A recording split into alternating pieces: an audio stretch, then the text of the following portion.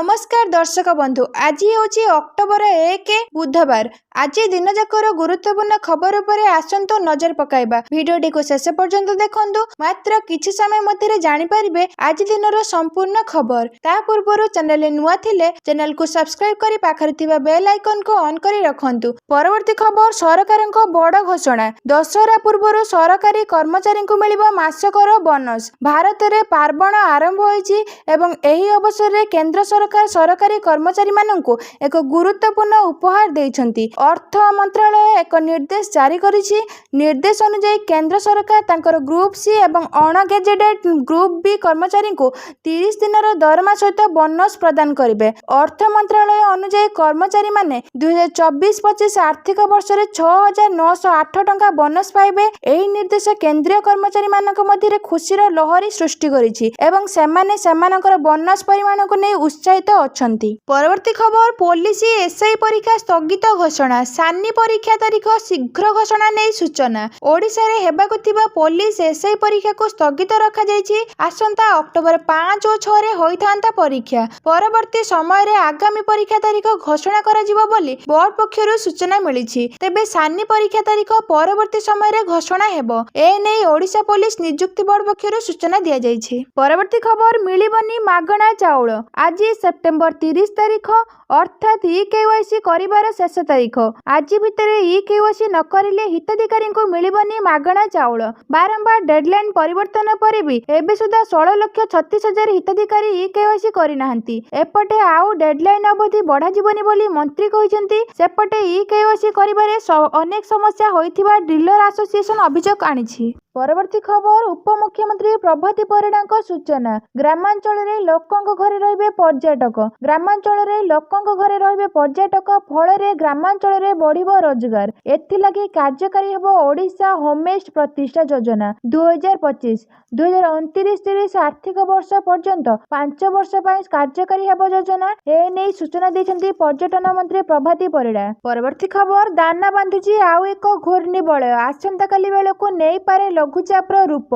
दाना बांधुची आउ एक घूर्णिबलय। आसंता काली अर्थात अक्टोबर 1 बेले को नै पारे लघुचापर रूप। उत्तर अंडमान सागर निकट रे आउ एक घूर्णिबलय सृष्टि हेबार संभावना रहिछि। अक्टोबर 1 बेले को केंद्रीय बंगोपसागर अंचल रे एहा लघुचापर रूप नै पारे, जहार प्रभाव रे राज्य रे विभिन्न स्थान रे वर्षा हेबा नै पाणीपाग विभाग पूर्वानुमान करिछि। एथर दशहरा को वर्षा भिजाई पारे बोली आशंका देखा देइछि। परवर्ती खबर एसआई चाकरी जालियाती राकेट रो पर्दाफाश। परीक्षार्थी अटक। पुलिस एसआई चाकरी रे जालियाती जणे परीक्षार्थी अटक।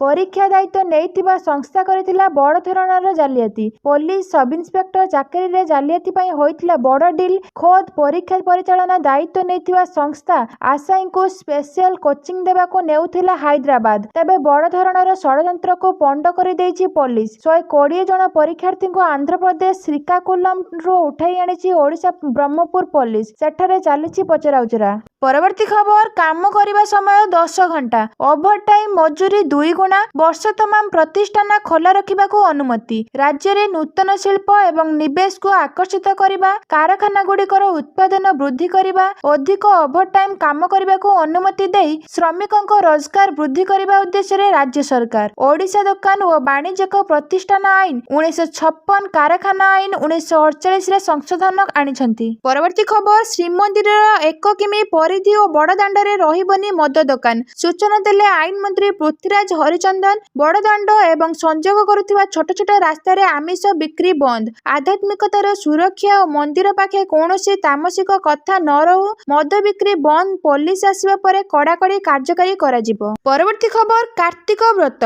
हबिष्यालींक पई हेबो स्वतंत्र सुरक्षा व्यवस्था। चलित वर्ष कार्तिक व्रत अवसर रे पुरी रे हबिष्याली मां मानक आगमन सहित श्रीमंदिर रे प्रबल भिड़ हेबो। एहाको दृष्टि रे रखी पुरी पुलिस पक्षरु स्वतंत्र व्यवस्था करा जिवो। एसपी प्रतीक सिंह को निर्देश अनुसार हबिष्याली मां मानक पई स्वतंत्र पुलिस व्यवस्था सह समस्त हबिष्याली केंद्र रे पुलिस मुतयन करा जिवो। श्रीमंदिर परिसर, सिंहद्वार अंचल, ग्रांड रोड और समुद्र तट रे विशेष प्रतिरक्षा व्यवस्था करइबो। परवर्ती खबर आरबीआई देला आश्वस्ति। साधारण लोकंक सुविधा पई आरबीआई ଋଣ ନେବାକୁ ନେଇ ବଡ଼ ଧରଣର ଘୋଷଣା କରିଛି।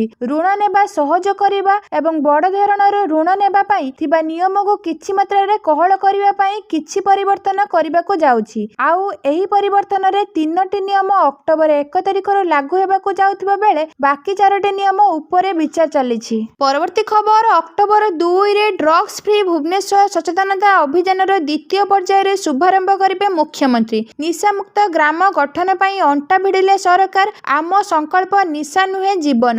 ଡ୍ରଗ୍ସ ଫ୍ରି ଭୁବନେଶ୍ୱର ପାଇଁ ଆୟୋଜନ ହେବ ଦ୍ୱିତୀୟ ପର୍ଯ୍ୟାୟ ସଚେତନତା କାର୍ଯ୍ୟକ୍ରମ। ମଦ୍ୟପାନ କରି ଗାଡ଼ି ଚାଳନା ବିରୁଦ୍ଧରେ ସ୍ୱତନ୍ତ୍ର ଅଭିଯାନ ଚଳାଇବା ପାଇଁ ଆରଟିଓ ଗୁଡ଼ିକୁ ନିର୍ଦ୍ଦେଶ ଦିଆଯାଇଛି। ରାଜ୍ୟ ସରକାରଙ୍କ ନିଶା ଅପବ୍ୟବହାର ବିପଦକୁ ମୁକାବିଲା କରିବା ଏବଂ ଏକ ସୁସ୍ଥ, ନିରାପଦ ଏବଂ ନିଶାମୁକ୍ତ ସମାଜକୁ ପ୍ରୋତ୍ସାହିତ କରିବା ପାଇଁ ଅବକାରୀ ବିଭାଗ ସ୍ୱତନ୍ତ୍ର ସଚେତନତା ଏବଂ ପ୍ରବର୍ତ୍ତନ ଅଭିଯାନରେ ଦ୍ୱିତୀୟ ପର୍ଯ୍ୟାୟ ଡ୍ରଗ୍ସ ଫ୍ରି ଭୁବନେଶ୍ୱର ଆୟୋଜନ କରିବ। ପରବର୍ତ୍ତୀ ଖବର, ଅକ୍ଟୋବର 1 ସୁଦ୍ଧା ଆଧାର କାର୍ଡ ଅପଡେଟ୍ କରନ୍ତୁ, ନଚେତ୍ ଆପଣଙ୍କୁ ଅଧିକ ଟଙ୍କା ଖର୍ଚ୍ଚ କରିବାକୁ ପଡ଼ିବ।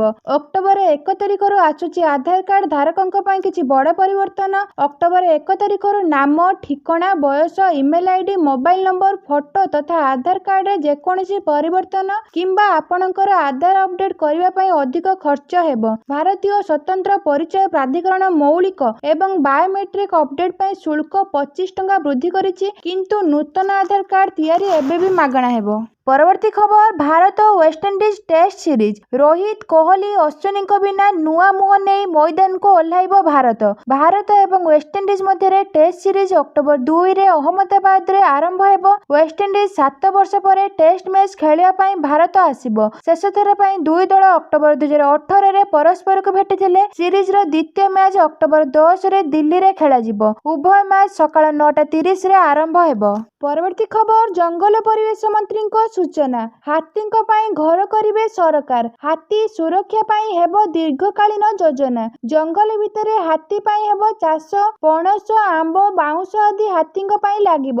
ଜୀବଜନ୍ତୁଙ୍କ ଭିତରେ ବି ଗରିବ ଅଛନ୍ତି। ଓଡ଼ିଶାରେ 2100ରୁ ଉର୍ଦ୍ଧ୍ୱ ହାତୀ ଅଛନ୍ତି। ସେଇ ଭିତରେ କେତେ ହାତୀଙ୍କ ନାହିଁ ଘର? ହାତୀଙ୍କ ପାଇଁ ଘର କରିବେ ସରକାର। 400 ହାତୀଙ୍କ ନାହିଁ ଘର। ସେମାନଙ୍କୁ ଘର ଅଭାବ ଯୋଗୁଁ ବୁଲୁଛନ୍ତି। ସେମାନଙ୍କ ପାଇଁ ନାହିଁ ଉଚିତ ପରିବେଶ। ଏ ନେଇ ସୂଚନା ଦେଇଛନ୍ତି ଜଙ୍ଗଲ ପରିବେଶ ମନ୍ତ୍ରୀ ଗଣେଶ ରାମ ସିଂ ଖୁଣ୍ଟିଆ। ପରବର୍ତ୍ତୀ ଖବର, ନାଲ୍କୋରେ ବଡ଼ ଧରଣର ଚାକିରି କେଳେଙ୍କାରୀ। ସିବିଆଇ ଟିମ୍ ଅଫିସରଙ୍କୁ କରୁଛି ପଚରାଉଚରା। ଭୁବନେଶ୍ୱର ନାଲ୍କୋ ଅଫିସରେ ସିବିଆଇ ଚଢ଼ାଉ କରିଛି। ନାଲ୍କୋରେ ଚାକିରି କରାଇଦେବା ନାଁରେ ବଡ଼ ଧରଣର କେଳେଙ୍କାରୀ ହୋଇଥିବା ଅଭିଯୋଗ ସାମ୍ନାକୁ ଆସିଛି। ଅଫିସରମାନଙ୍କୁ ଏକାଠି କରି ପଚରାଉଚରା ଜାରି ରଖିଛି ସିବିଆଇର ସ୍ୱତନ୍ତ୍ର ଟିମ୍। ଚାକିରିର ପ୍ରଲୋଭନ ଦେଖାଇ ବଡ଼ ଧରଣର ଠକେଇ ନେଇ ଅଭିଯୋଗ ହେବା ପରେ ଏବେ କାର୍ଯ୍ୟାଳୟରେ ପହଞ୍ଚିଛି ସିବିଆଇ ସ୍ୱତନ୍ତ୍ର ଟିମ୍। ଦୀର୍ଘ ଘଣ୍ଟା ଧରି ନାଲ୍କୋ କାର୍ଯ୍ୟାଳୟରେ ସିବିଆଇ ଥିବା କୁହାଯାଇଛି। ଏ ଭିତରେ ଅନେକ ଦସ୍ତାବିଜ ଜବତ ହୋଇଥିବା ଜଣାପଡ଼ିଛି। ପରବର୍ତ୍ତୀ ଖବର, ସାରା ରାଜ୍ୟରେ ଅପରେସନ ଅଗ୍ନିକୁ ସଫଳତା। ବେଆଇନ ବିସ୍ଫୋରକ ଭଣ୍ଡାର, ବିନା ଅନୁମତିରେ ପରିବହନ ଓ ବେଆଇନ ଆତସବାଜି ବିକ୍ରୟ ଉପରେ ରୋକ୍। ବେଆଇନ ବିସ୍ଫୋରକ ସାମଗ୍ରୀ ପାଇଁ ସାଧାରଣ ଲୋକଙ୍କ ଧନଜୀବନ ବାଜିରେ ଲାଗୁଛି। ବେଆଇନ ଭାବେ ବିସ୍ଫୋରକ ବିକ୍ରି, ଗଚ୍ଛିତ ଓ ଚାଲାଣ କରୁଥିବା ବ୍ୟବସାୟୀଙ୍କୁ ବାନ୍ଧି ଜେଲ୍ ପଠାଇବାକୁ କଡ଼ା ନିର୍ଦ୍ଦେଶ ଦିଆଯାଇଛି। ଏଯାଏଁ ରାଜ୍ୟରେ 8,24,60,700 ଟଙ୍କାର ବେଆଇନ ବିସ୍ଫୋରକ ସାମଗ୍ରୀ ଜବତ ହେବା ଘଟଣା ଉଦ୍ବେଗ କାରଣ ହୋଇଛି। ଏ ନେଇ 184ଟି ମାମଲା ପଞ୍ଜୀକରଣ ହୋଇଥିବା ବେଳେ 133 ଜଣଙ୍କୁ ଗିରଫ କରାଯାଇଛି ଓ 45 ଜଣଙ୍କୁ ନୋଟିସ୍ ଦିଆଯାଇଛି। ପରବର୍ତ୍ତୀ ଖବର, ବରିଷ୍ଠ ବିଜେପି ନେତା ବିଜୟ ମଲ୍ହୋତ୍ରାଙ୍କ ପରଲୋକ। ସ୍ୱାସ୍ଥ୍ୟ ଖରାପ ପରେ ଦିଲ୍ଲୀ ଏମ୍ସରେ ହେଉଥିଲେ ଚିକିତ୍ସିତ। ଭାରତୀୟ ଜନତା ପାର୍ଟିର ବରିଷ୍ଠ ନେତା ବିଜୟ କୁମାର ମଲ୍ହୋତ୍ରାଙ୍କ ପରଲୋକ। 45 ବର୍ଷର ରାଜନୈତିକ କ୍ୟାରିୟର ଭିତରେ ମଲ୍ହୋତ୍ରା 5 ଥର ସାଂସଦ ଏବଂ 2 ଥର ବିଧାୟକ ରହିଥିଲେ। ତାଙ୍କୁ ଦିଲ୍ଲୀ ବିଜେପିରେ ଜଣେ ବଡ଼ ନେତା ଭାବରେ ଗଣାଯାଉଥିଲା। ସ୍ୱାସ୍ଥ୍ୟ ଖରାପରେ ଦିଲ୍ଲୀ ଇଓଓଗଛାରେ ତାଙ୍କର ଚିକିତ୍ସା ଚାଲିଥିଲା ଏବଂ ଆଜି ସକାଳ ପ୍ରାୟ 6ଟାରେ ଶେଷ ନିଶ୍ୱାସ ତ୍ୟାଗ କରିଥିଲେ। ପରବର୍ତ୍ତୀ ଖବର, ଜେଏସଡବ୍ଲ୍ୟୁ ପୋସ୍କୋ ପ୍ରକଳ୍ପ। ଜମି ଅଧିଗ୍ରହଣ ପ୍ରକ୍ରିୟା ଆରମ୍ଭ। 2466 ଏକର ଜମି ଆବଶ୍ୟକ। ମୁଖ୍ୟମନ୍ତ୍ରୀ ମୋହନ ଚରଣ ମାଝୀଙ୍କ ଜିଲ୍ଲା କେନ୍ଦୁଝର କେନ୍ଦୁଝରରେ ପ୍ରସ୍ତାବିତ ପୋସ୍କୋ ଜେଏସଡବ୍ଲ୍ୟୁ ପ୍ରକଳ୍ପ ଲାଗି ଜମି ଅଧିଗ୍ରହଣ ପ୍ରକ୍ରିୟା ଆରମ୍ଭ କରାଯାଇଛି। ପାଟଣା ତହସିଲ ଅନ୍ତର୍ଗତ 8ଟି ଗାଁରେ 2466 ଏକର ଜମିକୁ ଏଥିପାଇଁ ଅଧିଗ୍ରହଣ କରାଯିବ। ସେଥିରୁ 967 ଏକର ସରକାରୀ ଏବଂ 1490 ଏକର ହେଉଛି ଘରୋଇ ଜମି। ପରବର୍ତ୍ତୀ ଖବର, ଇଣ୍ଡିଗୋ ବିମାନକୁ ବୋମା ଧମକ, ବିମାନ ବନ୍ଦରକୁ ଜରୁରୀକାଳୀନ ସତର୍କତା ଜାରି। ଆଜି ମୁମ୍ବାଇରୁ ଦିଲ୍ଲୀ ଯାଉଥିବା ଏକ ଇଣ୍ଡିଗୋ ବିମାନକୁ ବୋମା ଧମକ ମିଳିଛି।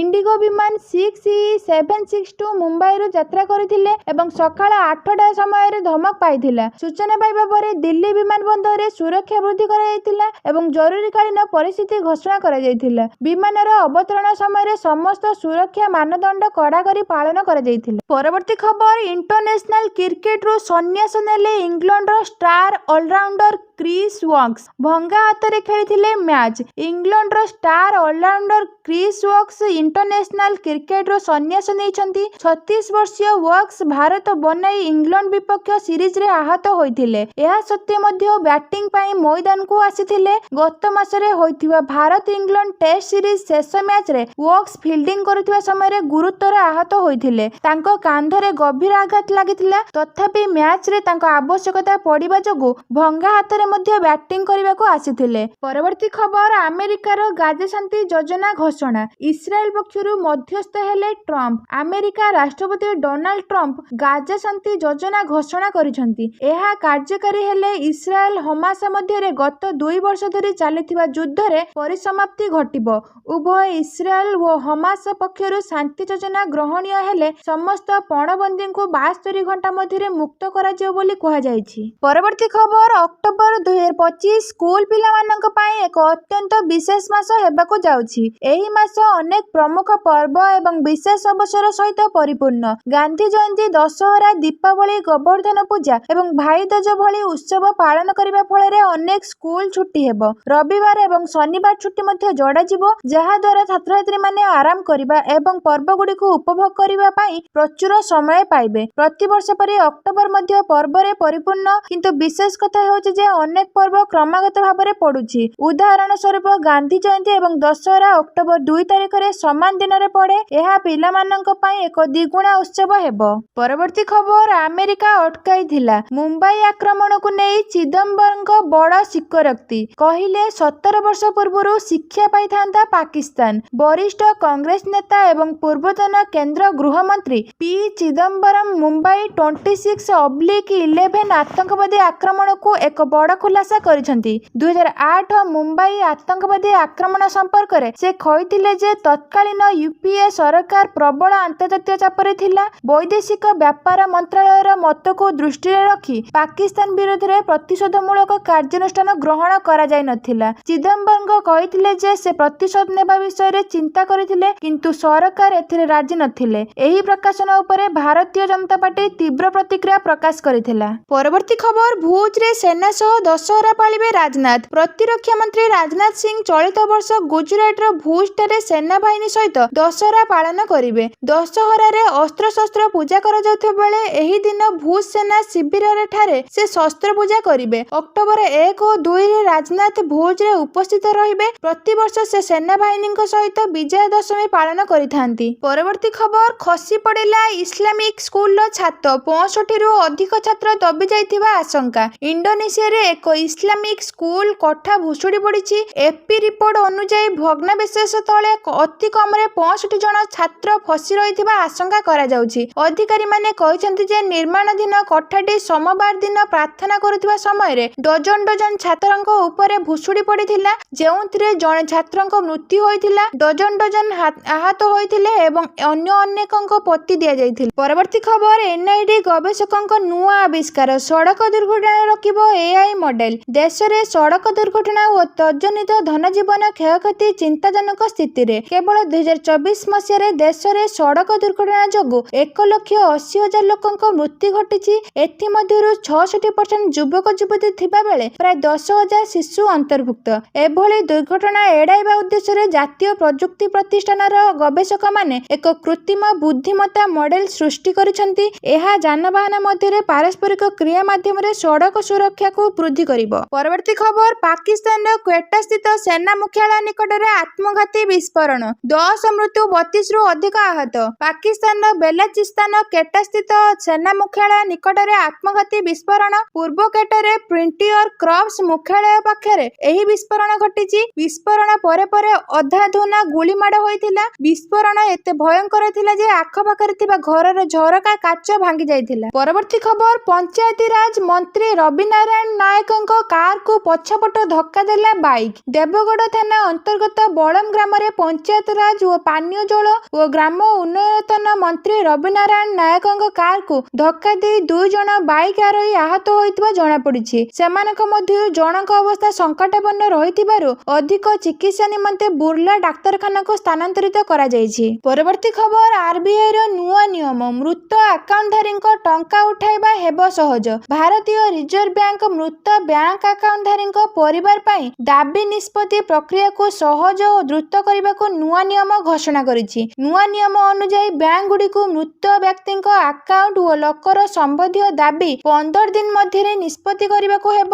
ବିଳମ୍ବ ହେଲେ ନମିନଙ୍କୁ କ୍ଷତିପୂରଣ ଦେବାକୁ ପଡ଼ିବ। ପରବର୍ତ୍ତୀ ଖବର ଭୁବନେଶ୍ୱରରେ 7ଟି ସ୍ଥାନରେ ହେଉଛି ରାବଣ ପୋଡ଼ି। ବିଜୟ ଦଶମୀ ଅବସରରେ ସାରା ରାଜ୍ୟରେ ଅସତ୍ୟ ଉପରେ ସତ୍ୟର ବିଜୟ ସ୍ୱରୂପ ରାବଣ ପୋଡ଼ି ଉତ୍ସବ ପାଳନ କରାଯାଇଥାଏ। ଏ ବର୍ଷ ରାଜଧାନୀ ଭୁବନେଶ୍ୱରରେ 7ଟି ପ୍ରମୁଖ ସ୍ଥାନରେ ରାବଣ ପୋଡ଼ି ଆୟୋଜନ କରାଯାଇଛି। ଏଥିପାଇଁ ପ୍ରବଳ ଭିଡ଼ ପରିଲକ୍ଷିତ ହୋଇଥାଏ। କମିଶନରେଟ ପୋଲିସ ସୂଚନା ଅନୁଯାୟୀ ଏ ବର୍ଷ ନହରକଣ୍ଟା, ବରମୁଣ୍ଡା, କରଡ଼ାକଣ୍ଟା, ବାଙ୍କୁଆଲ, ଗୋପାଳପୁର, କିଡ୍ସ ରୋଡ ଓ ଫୁଟବଲ ଗ୍ରାଉଣ୍ଡରେ ରାବଣ ପୋଡ଼ି ଅନୁଷ୍ଠିତ ହେବ। ପରବର୍ତ୍ତୀ ଖବର 2100 ସୁଦ୍ଧା 24% କମିବ ବିଶ୍ୱ ଜିଡିପି। ସମ୍ପ୍ରତି ବିଶ୍ୱବ୍ୟାପୀ ଅନୁଭୂତ ହେଉଥିବା ଜଳବାୟୁ ପରିବର୍ତ୍ତନ ବର୍ତ୍ତମାନ ସମସ୍ତଙ୍କୁ ଚିନ୍ତାରେ ପକାଇଛି। ମାନବୀୟ କାର୍ଯ୍ୟକଳାପ ଦ୍ୱାରା ସୃଷ୍ଟି ହୋଇଥିବା ଏହି ପରିବର୍ତ୍ତନ ସମସ୍ତଙ୍କ ପାଇଁ କ୍ଷତିକାରକ ସାବ୍ୟସ୍ତ ହୋଇଛି। ଏହା ଦିନକୁ ଦିନ ତୀବ୍ରତର ହେବା ସହ ବିଶ୍ୱ ଅର୍ଥନୀତିକୁ ବ୍ୟାପକ କ୍ଷତି ପହଞ୍ଚାଇଛି। ଏପରିକି ଏଥିଯୋଗୁଁ ଚଳିତ ଶତାବ୍ଦୀ ଶେଷ ସୁଦ୍ଧା ବିଶ୍ୱର ମୁଣ୍ଡପିଛା ଆୟ 24% ପର୍ଯ୍ୟନ୍ତ ହ୍ରାସ ହେବାର ଆଶଙ୍କା ରହିଛି ବୋଲି କେମ୍ବ୍ରିଜ ବିଶ୍ୱବିଦ୍ୟାଳୟର ଏକ ଗବେଷକ ଦଳ ପୂର୍ବାନୁମାନ କରିଛନ୍ତି।